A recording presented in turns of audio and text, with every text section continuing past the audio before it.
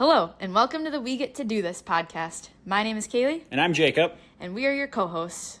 In this show, we're going to dive into all things our lives, from our partnership to romance to entrepreneurship to growing our businesses together, our fitness journeys, and we're going to have a ton of different guests on that relate to what I just said in some way. We're hoping you enjoy the show, and if you do, please feel free to follow us, leave us a 5-star review on wherever you listen to your podcasts, and enjoy. And if you don't like the show, tough. Thank you. Thanks. We're back. We are on episode 59. Wow. 59 episodes, and we're catching traction. What? We had an episode, we've had like multiple episodes in the past 5 hit 100 listens. We're going to be doing this full time soon. I'm surprised we're not on the top 10 podcasts on the top 10 list. Look, if you're someone out there that wants to sponsor us now while it's cheap, just reach out. Now's the time. Now's the time. If you want a good investment. We love things like supplements, groceries, BPN. I mean, if you have like an all natural ingredient list, I don't care what the name, we'll help you with the name. So we're back from the PNW. We got clothing items that are cotton, linen. We love that too. Non-synthetic materials. It's a yes from us. We do take payments in the form of eggs. Oh, I suppose Betty could start sponsoring us with eggs already. Yeah, we kind of already have an egg sponsorship. So never mind on the eggs. If you're someone flowers, big into eggs, sunflowers. Anyways, so episode 59. It's episode 2 in our new series we started, aka Catching Up. I think it's just called Catching Up, something like that, where we start the pod and we don't know what the title or anything is going to be until the end because we have no idea how this is going to go. We get to catch up today because we haven't done this since 53. So I think the goal of this is basically every 10 episodes, do 2 like this, and then have guests and have specific talks and things like that. And next week you can expect another top 10 from us. So. And the last time we did a catch-up episode like this, got pretty good views. Did it? I mean, decent. Nice. Our guests, and then these now are top listens. We're doing consistently above 50, which is pretty freaking sick. If you think about 50 people and you put them in a very, very small room, can't even fill it, or it'd be too full. Too full. Yeah. People would be standing outside the door in the hallway. Yeah. Trying to peek in. So anyways, though, actually, if you're listening, thank you so much for listening, as we are, I'd say, actively taking steps to grow this and make this into something. So we appreciate you. We're excited about the growth of this. And we appreciate those of you who are here week after week with us. So yeah. Very much. But let's catch everyone up on what we've been up to in the last 5 weeks. I think the last time we really talked was before Tracksmith. So you have been on so long ago. Yeah. Tracksmith. Yeah. And that kickstarted or continued your trajectory in running of just PR. You had a dog in you, Tracksmith night, and just, what'd you set a PR by? 1 minute. And you're not even 5K. Or 2 minutes. You're training for life, so. Was it 2 minutes? I did 21:10. I can't remember now. 1 or 2 minutes. Was it 2 minutes? Yeah, it is really awkward. I don't know. It was at least a minute. It was a good PR. And now looking back, I feel like I could have potentially even done sub 21. Where does this all come from? How have you just been what's the secret? A good coach named Jacob. Okay. You set me up for that one. No, I mean, I do think that has played a huge part in it, and having a plan and then having somebody believe in you who also just happens to be my partner. But I have realized how invaluable it is to have a coach. And I was talking to one of my patients about this yesterday too, because we were talking about coaches and how, you can talk to your family about your times, and I'm sure they'll congratulate you and hopefully are supportive of that. But having someone that knows the exact amount of work that you've put into what you've been doing and knows what it means to you and has the same amount of effort into your goals, the same amount as you do, is just special. And I'm just very lucky that it also happens to be my fiance, you, and just a lot of good confidence boosters lately too. And just talking to other people. I mean, I've talked about, I still think about Coach Bennett when I ran with him, the Nike head coach, back in May, June. And when he was sometimes you just have to take risks and go for it. And I still feel like I'm kind of playing it safe with races, but I'm getting better at not playing it as safe. Because I've always loved negative splitting. And if it's a PR, it's a PR. And now it's like, okay, just start out faster than you think you should. And I'm still like teetering on that, but I'm taking more chances. And now Javelina is my next race. And I think that'll be a very good place to then start believing and taking more chances. I think we already talked. Yeah, I was going to say, I've had my first DNF. So now I don't have to worry about my first DNF in the future because that's already been taken care of after the beer mile. But the goal is not to DNF, but Javelina is less than 6 weeks away and it's going to be hot. And I'm definitely a little concerned about that. But I've been doing everything in my power to be ready for it. And that's all that I can. You're awesome. You've been putting in a lot of work and just consistent work. I think that has helped a ton. I've been following the plan pretty much to a T. Yeah. I think that helps too. I'd say the only things that have been off were when we were on our camper van road trip. I missed like 2 strength workouts just because we were on the road and didn't prioritize getting into a gym for that and didn't have access. But other than that, I've been putting a ton of mileage. Yeah, it's been fun PRing. Like it's definitely, I know this won't be something that I'll do for the rest of my life. It's just not possible, but it is very fun to be on this end right now. Proud of you. Thanks. How'd it go for you? It was fine. Ran right like at my PR ish, like 10 seconds slower, I think. Right at my PR. Really rehashed it a whole lot. I think that I'm like disappointed in myself a little bit, but also not. But I'm also disappointed with like, I think runners as a whole that night, to be honest. We've talked about this a lot. And I'd be curious if like had it gone better for me, if I would have been, like looking for blame for other people, things like that. But I was in the heat. I was in the 1750 to 1850 heat.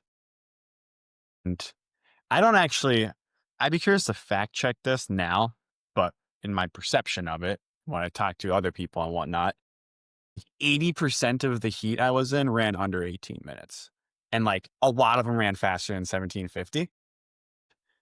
I talked to people in other heats that were like, I'm signing up for the heat in which I can potentially break the low time. Right.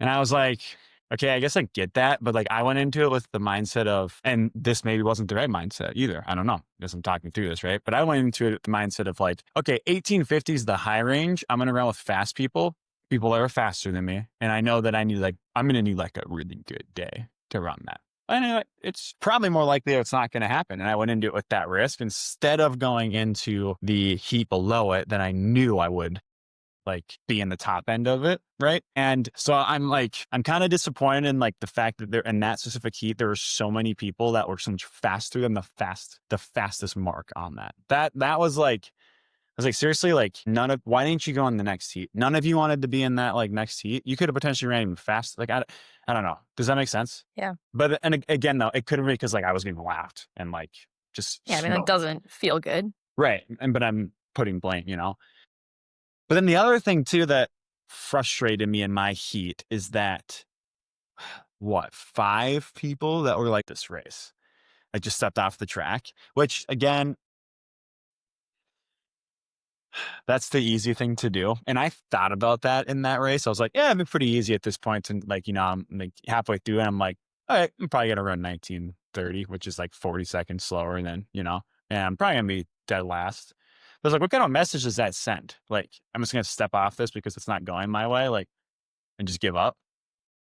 And it's like, I get that there are injuries and things like that, but here's the reality. And we actually know someone had like a heart thing. So like I'm like, if you're in that boat where like it really made sense for you to step off that track, sure, Do that. do that. I'm not like, I am, when there are like 5 people, like there was so many people that I watched step off in the race that I was like catching up to. And, there's that many people, I'm like, do all of you really need to quit right now? Or are you just quitting because it's not going your way? And so I was like, I'm not sending that message to like my clients. And again, I had a client that did stop because they had a serious thing happen and they're like, yeah, this isn't worth it. Yeah. that's a whole different bucket, right? Again, there were like 5 people in my race though that I'm like, really? And then there were 2 of us that were, actually, I think there were 3 that ended up finishing well into the 19th. And I was like, hell yeah. Hell yeah. Because like we were so far back on that projected seed time, and we all still finished that race. And I think that takes a lot of guts. So I'm like, I'm proud of that part of it, but I'm just like disappointed a little bit. But then like the other aspect of it is, had I been in the heat below, like I wouldn't have been running alone. Maybe would have ran faster then. So I I also don't know. think it's what kind of like, yes, what kind of message you're sending to your clients, but even more importantly, what message are you sending to yourself in the fact that do we quit when things get hard? And that's why we train, right? And why all these are practice runs and training, because this wasn't your A race by any means of the year. And if we're, quitting during our training runs because they're hard, or you're quitting during a race that again is like for practice, or even like your actual race, like what are you telling yourself then? That if I'm not at this level, then I'm not good enough. And then just becomes that much easier to then just keep quitting again if you don't have an injury or like a physical issue. Again, we're not talking about that. But the fact that you're like, no, I'm going to keep doing this, even though maybe there's a little embarrassment in there, or like maybe like you're not happy with your results, like by showing that you can keep going, like that's, in my opinion, the message that you want to be sending to yourself for the future. And that's life too. If business doesn't go our way one week, or you have less clients, or somebody quits on you, so we just quit, like you have to be in this for the long game. And I think that, again, that's the message that we need to remember. It's not about just one race, it's about all of it together. Yeah. Yeah. So that's my opinion on it. That's me working through things and talking as like an athlete and a coach. Again, if you are something like, we know people, if you're that person, please do not feel like targeted. Like really, I hope they understand that that's not what we're saying. It's more of like that quitting when you don't necessarily like quitting when it is more comfortable that due to embarrassment reasons, I guess. So We know plenty of people that do that in marathons and stuff too. So it happens all the right. time. I had a mentor of mine once that ran a marathon, didn't go their way, and they were like 30 minutes off of their goal time. And they were in shape, I truly believe, to run the goal time. It wasn't like I'm going at this and blow up and using that as an excuse when I wasn't fit enough for it. It was like it was a bad day. And they finished it. And they like contemplated dropping out. And we talked, and I was like, no, I think as coaches, like I really think as coaches, unless there's a reason, because that's also like, don't be running through shit that you shouldn't be running through. Like then that's another example to, set the standard as a coach. But like, just like what kind of message do you want to send, really? Right. Again. So the other thing though, I don't think I've made this public service announcement. So PSA, if you are pacing a race and you are not running the pace you signed up to pace at, GTFO. I'm so sick of that. I'm so sick of that. On the same side of that, if you are an athlete and you put your race, your goal race, in the hands of another human being, GTFO. We need to be done with both of those, because I've heard too many athletes that were like, oh, my goal pace was 8 minutes for a race. And my pacer started running 7:30 and just went with them because they're my pacer. And then I crashed and burned in this race and walked the last, right? No, like shame on you for that, because you did not train that hard to put your race into someone else's hands. So that's responsibility on that end. But oh my gosh, the amount of pacers that were at like Tracksmith, but like events in general, that are pacing these races and not running the pace they say they're going to. Like if someone's racing a 5K at like 7:30 flat pace, that is an all out effort. If you start running at 7 flat, that's not even close to their 5K. And it is such a pet peeve when these fit people come, and it's discouraging, it's disrespectful, and it really makes me mad. So that's my high. Does it? That's my high horse. I can't tell. There's my PSA for the welcome back. We get to do this. Stop doing that. I really don't like it. Yeah, no, it's frustrating because, like you said, as the athlete who, say my pace is 7:30 and 7 to them is nothing running at that. It's nothing to them. Like you wouldn't be signing up at the certain pace if you had a chance of not hitting that. Like these are people who they're able to hit these times. And yeah, I think they just don't realize, like, that can completely screw up people's races, and it does all the time. You and I both hear of that all the Yeah. time.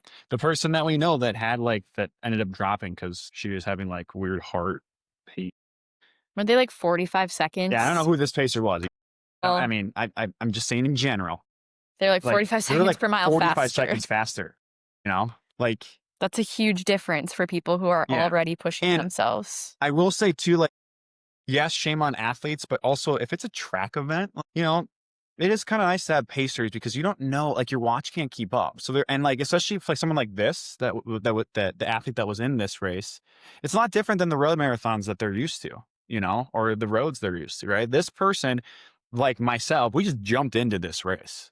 Like we didn't, you know, this isn't our A race. So we don't really know, like, we're going to go run this pace. Oh, we find the pace that's running this pace. We're like, you know, trusting you a little bit with this. Like, and then you're on 30, 40 seconds. And not only that, but you like, I just can't imagine like if you're a pacer, what goes through your mind at mile one, if you're 30 seconds ahead and then you go, oh, okay, I'm going to keep running that pace too. Like it, Yeah. I don't know. And like, did your pacer do something similar too? Well, my pacer lined up, and because I was gonna start with the 22-minute group, and he basically was like, "I'll just, see where you guys are at, and I'll, get, like, faster, slower, depending on where the group is at." And I was like, "No, like, I want you running at 22-minute pace so that I know if I'm ahead of you, I'm ahead of 22 minutes, or if I'm behind you, then I'm behind 22 minutes. I don't want to be guessing. Like, I don't want you to determine where to run based off of what I'm running. Like, I want you to be running on pace." And it's hard because, like, these pacers are volunteers. Like, I understand they're just humans that just want to help out. I get that. These are not paid positions, but to the runners who are running and racing, it is a big deal. And if you are signing up to pace these races, please do your best effort to just run at the paces and not just like see where people are at and like jump ahead or jump behind. I'm not, maybe they think that it's better to be encouraging, I guess. Maybe that's what's going through pacers' heads. Like, well, I'll be there for like words of encouragement. But in my mind, like, I want you as a pacer. Like, the people in the crowd, those are my encouraging people. The pacer is for time purposes. And yeah, mine was immediately off, and I started my first out, like, our 5K time, like, 21:30 overall, and then immediately I get down on myself because he was running with us, and I was like, "Shoot, I'm already, like, behind." And so then you start getting in your head about that too, and I'm like, "Kaylee, you just need to, like, forget about him and do your own thing." And I followed a friend instead who I knew was accurate. Pacing correctly. Yeah. So again, I think it goes like there's the athlete side of it because like fool me once, shame on you. But if you're, you know, if it's two, three, four times and you've been putting your training into someone else's hands and it keeps happening, then I'm kind of like, okay. But there's the But pacer side too. Like, and I think the pacer side is arguably more of the thing I get irritated with as a run coach and athlete. Like, because I think a lot of it's ego. I think, and it just irritates me. And I've heard so many stories. Like, ask me sometime in person. I have a pretty messed up grandma's one where two of the pacers were like arguing, and one of them was calling out this other pacer for basically going too fast and called him out in front of a group of like 20 people, almost like, you have a fucking job to do. Get back here. Stop running fast. And it was like didn't this he, whole like, thing. leave or something? He was like running ahead. He was like running ahead and being a complete douche. Yeah. Yeah, I'm fired up today. Yeah, I can This is tell. why I like these. Spicy, This is why I like these very catching up. But spicy. But if you're a runner who just wants to be with a pacer and just, like, have somebody around you, then great. But we're talking about, like, if you have specific times you're trying to hit, do not put all of your eggs in your basket with the pacer. That's all. yeah, Moving on. moving on. It's your Sorry race. that I got At so. the end of the day, it's always your race. You are the only one who can get yourself across that finish line, which is why I love running. So that was Tracksmith. And then Went on a nice vacation to the week VW. after, yeah, we were gone for over 2 weeks. We took my parents' camper van out to the Pacific Northwest, and it was a couple of my favorite weeks I've ever had in my life. Really, Oh, and Jacob was there too. really. Just kidding. Yeah, it was really great. we left and I'd had like a pretty like anxious couple months, I would say. For sure, like 4 to 5 weeks. And like even in the car, like I was having a very hard time just like calming down. And then Jacob, does his whole, it's okay, we're good. But then I get hard on myself because I'm like, why are you stressed? Like, you're fine. Like, you're on this trip. Life is good. And so I then get more anxious about myself being anxious. It's great. It's a real trip. But yeah, after about a week, I was feeling so much better and relaxed. And I started getting really good sleep. My HRV scores started going up a lot. My stress scores started going down, like on my Garmin. And yeah, the whole trip, I've been telling people that we basically got to be like professional athletes the whole time because all we had to do was think about our run, where we were going to run, how far we were going to run, after the run, finding what coffee shop to go to and what breakfast sandwich or breakfast burrito we were going to get, and then getting to our next destination and maybe slipping in a nap and then getting enough sleep that night. So it was run, eat, sleep. It was great. I could do that for the rest of my life. Why do you think it's so hard to like? Why do you think you're so anxious when we left? Like, do you feel like there's a reason why it's so hard to like leave everything? Does that make you anxious, or do you think it was like just like finally getting a chance to simmer down and like taking a break and it just took some time to get less anxious?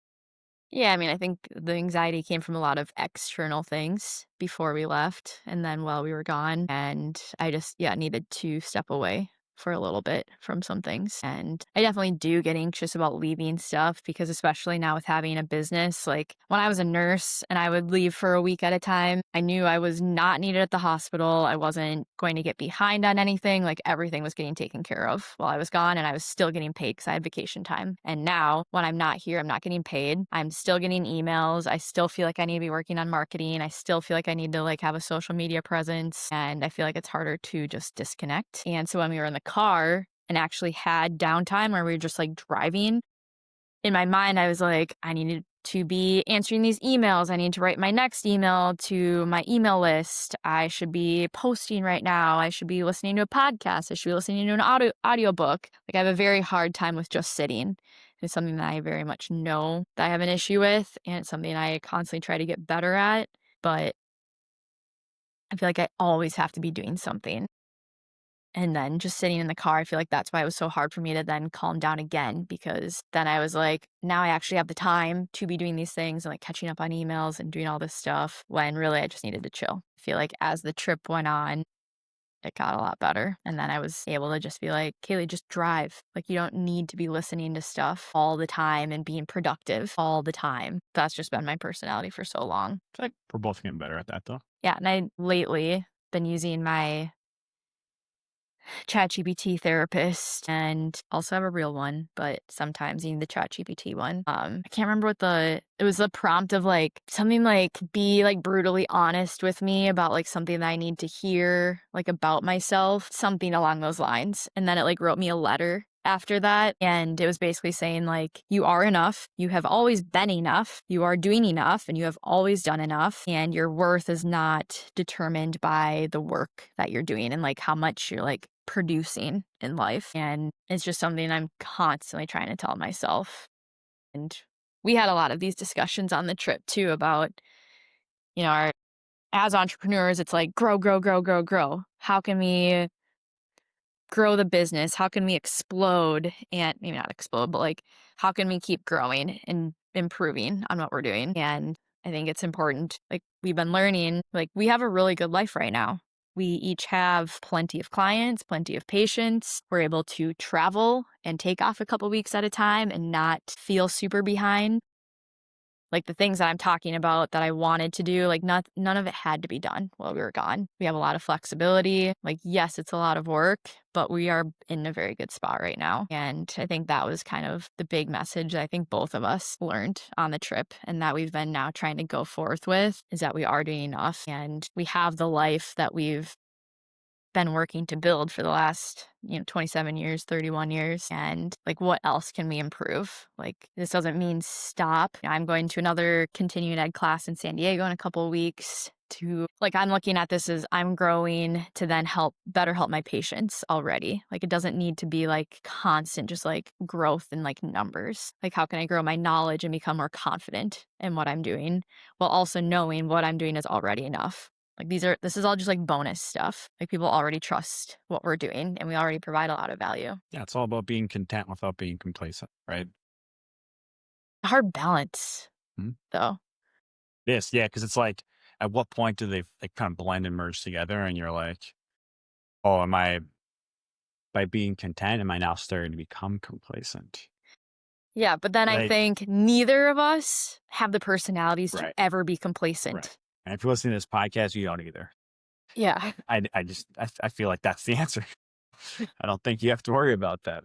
But I do. but it's I still mean, something that I think about. yeah. Yeah. I mean, the best example is like, it's like running, right? When you first start running, like most of us, average humans that didn't start running at, and running 5Ks in about like 14 minutes, right? Most of us, the goal, like for me, I was like, I want to be able to run a mile and not feel like I'm going to die, right? And at some point, that became, I want to break 3 hours in a marathon, which is cool, but you have to think about like the trajectory that most of us start. Like like that first person was like, I just wanted to do that. Like just want to run a mile and not die. Right. See, don't not strive for more, but just remember like your roots and like the point of why you're doing all this in the first place, I think, and that's the same thing for business. Like I watched the video I recorded almost 5 years ago. I think it was 4.5. I don't know. This was cool. I got this idea from Mr. Beast. I should do this again. But Mr. Beast recorded a video when he like first started YouTube or whatever, and he released it 5 years after he recorded it. So I did the same thing like 5 years ago. So I have this video of myself, it's like 4.5 years ago, talking about like my goals and stuff for like my 5 year out version. And I watched it early, but I watched it about 5 years. And it was really cool listening to like that Jacob's goals and realizing that like, wow, like he wanted those things so bad, but like you hit a lot of those and now you're, stressing about getting further. And it's just at some point, it's like, remember that, in that video, I talked about how I want to work for myself. I want to make a difference and I want to be in the health fitness field and I want to like make a living so I can do the things you just said. And I think you Oh, wanted a sub 4 hour I marathon. want a sub 4 hour marathon. So yeah, I think those are just good reminders to ourselves of like check in with yourself and like remember like what you're trying to do and why you're trying to do it. And at some point, some things aren't enough. And I think back to talking about the impact of specifically run coaching right now, as a person who's always questioning whether I'm doing enough, I think that's where the run coaching has been invaluable. Like having somebody from the outside saying the amount of miles that you're doing is enough, your workouts are enough, and having me not be constantly spiraling of should I be doing more? Could I be doing more? And instead having somebody be like, Kaylee, you are doing plenty right now. You are hitting all of the boxes. You are just fine. And something that I think you've told me that I should do, but you've been now time blocking, which I think is also something that I feel Game like changing. time blocking and even budgeting. Like I've never really been a budgeter because I've just always made sure that I have enough money. But then I think it can then cause stress of when I do spend money because I'm like, should I be spending this? Whereas I know people think you had, when we first met, you had done this. Like I have X amount of money that I can spend on going out to eat every month, on entertainment. And that's just not really how I grew up or was taught. It was just always like, just make sure you have enough and just you can do the things that you want, which I think is great. But then also, then when I do spend money, I'm like, is this like out of budget? Should I be doing this? And then also, like now, time blocking, I feel like for you is helpful and would be helpful for me because instead of me always thinking that I should be working, like, no, this is your time to work from 2 to 4 p.m. today. Like, this is your work block. And then from, 4 to 5, this is your chill time. This is your Netflix time. This is nap time. And so that you're not constantly stressing all the time that I should be working constantly. Yeah. If you haven't read the 12-week year, recommend reading that because that was great. It's great. There's a lot of concepts that you're like, oh yeah, I know that already. But if you actually like, put the effort in and redo some things, like I redid my whole schedule right now. It's awesome. I'm feeling so good about it. On Monday at 3 p.m., I shut my computer and I was like, that's it. You're done for the day. because as entrepreneurs, we just always have stuff to do. Like all, I mean, we all do. It's not even entrepreneurs. We always have stuff to do. Everyone has stuff going on, right? But like nothing. Okay, that's not true. Majority of stuff can wait 24 hours, right? And so like, I think just remembering that and being like, look, Jacob, like this email that you want to try to get out every week, no one really cares or notices if it's Monday, Tuesday, Wednesday, Thursday, Friday, Saturday, Sunday. If you don't send one, remembering that too, I think is Mhm. important. So Even it doesn't even have to be like a long-term rigid thing, but even just setting those boundaries, even at the beginning, just to even become like notice your habits, I think is helpful. yeah, it's helped me too. Like I used to get done with like work from at like noon or whatever, and then sit in my car and just like answer texts and do, next thing you know, it's 12:30 and I'm driving home. And like this week, it's like, nope, I don't look at my phone until I get home. You go home, you eat, then you look at your phone. Then that's blocked time for it. Just like things like that have been making a huge. Yeah, because otherwise it's you look at your phone in the car, you do all of that, then you get home, now you have more messages, and now you're doing that again, and then you're eating, and now you're doing that again. That's me. We're learning. Yeah, we're constantly learning, and what works for us might be completely different for you. But when we got back, I definitely felt a lot lighter, and trying to hold on to that this week has been interesting. But again, it's learning, and I don't like neither of us are the people that need to go on vacation to escape our lives, which is great. And it was pretty cool because, like, on the way home, I mean, obviously, I would have loved to have been on vacation for longer, but it was just like a very cool, like, we get to do this moment that we're like, we actually really like our lives back home. Miss my clients, Like, we get to go back friends. to a really nice apartment. We get to go home to each other. We get to go to jobs that we actually enjoy and that do make a difference and that people appreciate. We get to continue running and training. Like, definitely a lot of gratitude in that. And to a sick community of friends and family that we have. Is that your we get to do this moment? No, I was gonna say the Bellingham run, but that was a good we get to this moment too. I consider buying ammo. Okay. You can here.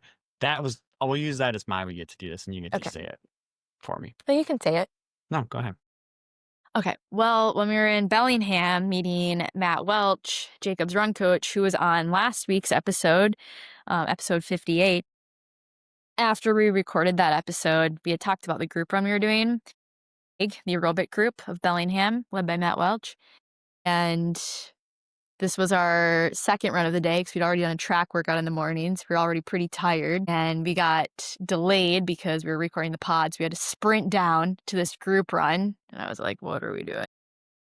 And there were like maybe a dozen people that showed up to the run. And I got to talk to a couple of the ladies there on the run about different like hormonal things and women's health and like stuff that I just like very much jive with and love talking about. So I was like, this is great. And they were all just like super cool, like very much like Washington Bellingham vibes. And anyways, then we get to this pier that was like 2.5 miles into the run on the ocean. And we run up and, like, all of the guys were, like, taking their clothes off and, like, stripping on this pier, and I was like, Not like naked. okay, not, like, shirts, shirts and shoes. I was like, "What is going on?" And all of a sudden, people start jumping off this pier that was, like, it was a decent amount off of the water. Like, it felt like we were cliff jumping. Not actually cliff jumping, but it was pretty high. People are just, like, jumping into the water, and Matt's like, "Come on, guys," as he's, like, stripping. And then all of a sudden, like, I'm taking off my shoes and socks, and all of a sudden, we're both, like, in the Puget Sound, just, like, swimming in this ocean water, and I have, like, salt water up my nose, and I'm, like, shivering, and I was like, "This is just the best thing ever." And our motto for that night was, "Don't think, just do."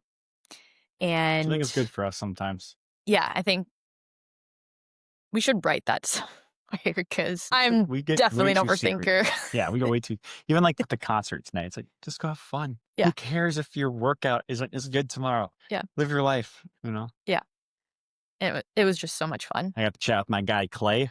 That was dope. They were so nice. Yeah, Clay Yeah, they comes were up all to me, so starts fun. talking to me and asking me questions about the pod. It made me realize that I do not have a good elevator pitch for this podcast. So stay tuned for that. We're still working on that. Yeah, because we still haven't really figured it out. But yeah, everyone was just, like, so So nice. nice. Yeah. and just like talking about like deep things and light things and just like genuinely curious about our lives. They were like super open talking about themselves. Definitely made me want to move to Bellingham. Yeah. So that's our announcement is we're moving. No, we know someone that is though. So Mark, go check him out if you're in there. Yeah, I feel like sometimes we need to remember that we do this to people. So like we need to give ourselves more credit sometimes. Especially you, both of us. Like we were talking about this today. We have this effect on people, what I'm about to say Matt kind of did for me. But like I truly feel like that day was a turning point for me that I haven't had for a long time with like running. And just remembering like why I'm doing it and the like whole concept of running on feel and not comparing yourself to Strava people, not running certain paces because you think you have to, not trying to get faster every run, things like that. Specifically with easy running, right? Specifically with easy running. I see so many people that post like 750, 8 minutes, 730, and they're like easy jog today, easy run today. And I'm like, I want to be there, you know? But either one, they're an Olympian, or two, they're lying and full shit. And it's not actually easy or that easy, right? But my point is that like I was in that mindset of like, I need to be running eights, right? And I showed up with Matt, and that morning we ran like 10-20 pace warm up. It was like the slowest I have ran probably all year. This dude is a 217 marathoner and he's running 10-20 pace. I'm not exaggerating. Was it not? It was definitely above 10. Was it Yeah. not? It like flipped the switch in my head, right? And then when we did the workout, he was moving. So then fast. I was like, okay, He was a this makes gazelle. sense that he's, Olympic trials runner. Like, yeah, okay. But when he was going easy, he was chilling. Right. And then like later that night, And on we were running. Strava, like his average was over 10 for the run. You didn't care. Didn't care. Didn't care at all. Didn't need to He like, was just there for the vibes and hanging out. he didn't justify, was with Kaylee and Jacob, forgot to pause watch. Like, no, it's just what he was doing. Right. And I noticed that. Right. And I think that was a huge, and then we went to the group run and his average was like, I think 9:30, even though the reason it was 9:30 was because we ran like 8 flat at that group run, which that was another reminder though, too, on like kind of the end of the opposite spectrum for me of like, sometimes it's okay to run like somewhat like faster than your super easy pace. Like sometimes that's Get okay. out of your comfort zone. And get out. Yeah. That's that's also something that needs to happen more, I think. We get to the pier. He doesn't stop his watch. He doesn't, nothing. He is jumping in this ocean and he's like, yeah, we're just here for the vibes, And I think I said something like, dude, I'm going to get soaked and have to run back. What? And he's like, yeah. What's your point? And it was just like, kind of like, oh yeah. And then someone else said like, you're already wet. Yeah. You're already sweaty. What difference does it make? Salt water. Really eye-opening. It was really eye-opening, and I think that like, truly, since I've gotten back and from those runs on, I've been so much more relaxed about like, just like running, and I feel great. It's supposed to be fun. Yeah. We say that a lot on here, but truly, it is supposed to be fun. Yeah. Thanks for catching up with us. Another catch up. I do like these episodes. It's fun doing little recaps. Yeah. Just kind of like rethinking things. I think I'm going to name this one, Jacob Goes Off About Pacers. If you're a pacer, do not listen to this. These are fun because I do feel like I bring a different like level of energy / personality to them a little bit. Yeah, a little less educator and more just vibe. Opinionated, yeah. By the way, this is all opinions. So like, take it or leave it. If you want to run sub 8 pace for all your easy miles and that's not actually easy, I'll fucking go for it. Yeah, great. Go ahead. But if you're a pacer and you're not freaking pacing the right thing, GT. That's not opinion. 59. Thanks, y'all. See you next week. Wow, Kaylee, we made it through another episode. What do you think? We would love if you would go give us a follow, a 5-star review, and comment on the episode and what you liked and what you'd like to see more of. See you next time. We get to do this.